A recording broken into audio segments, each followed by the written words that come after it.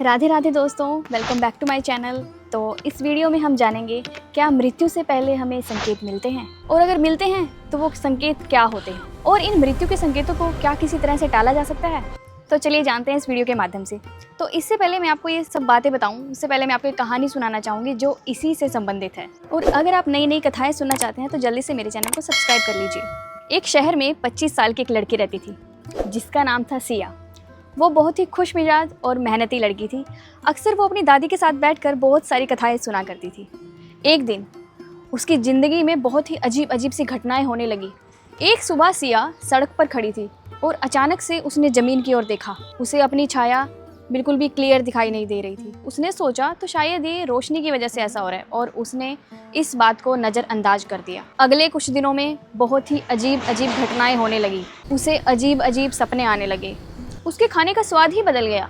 उसकी आंखों की चमक कम हो चुकी थी।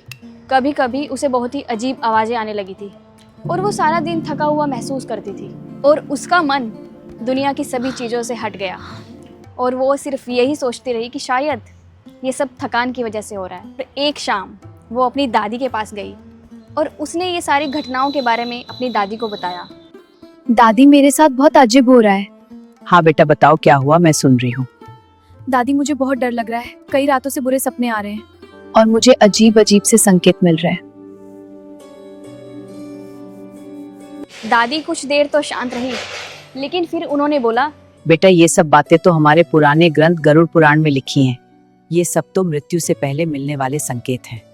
इसका मतलब मेरी मृत्यु होने वाली है। नहीं बेटा, ये सब संकेत हमें डराने के लिए नहीं होते। ये तो हमें याद दिलाते हैं कि हमें अपने कर्म को सबसे आगे रखना चाहिए।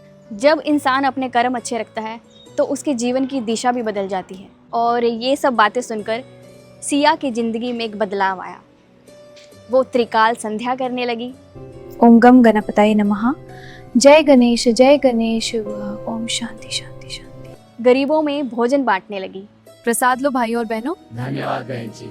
और वो अक्सर नाम जप करती रहती थी। अच्छे कर्म को अपनाया उसने, और ये सब करते करते उसे 1 साल हो गया, 2 साल हो गया, और ऐसा करते हुए उसे बहुत समय हो गया।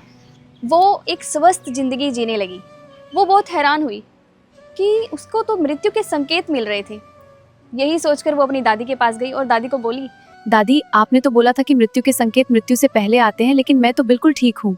और उसकी दादी मंद मंद मुस्कुराने लगी और बोली, बेटा, शायद तुम्हारी विपज्जति, लेकिन त्रिकाल संध्या पूजा करने और नाम जाप से तुमने अकाल मृत्यु पर विजय पाली। क्योंकि नाम जप से हम अपने पापों को नष्ट कर देते हैं और भगवत की प्राप्ति करते हैं। और अगर आपको मेरी वीडियो पसंद आई हो तो प्लीज़ जल्दी से लाइक, सब्सक्राइब और शेयर कर दीजिए, और नाम जप करना शुरू कर दीजिए। नाम जप से आप कुछ भी प्राप्त कर सकते हैं।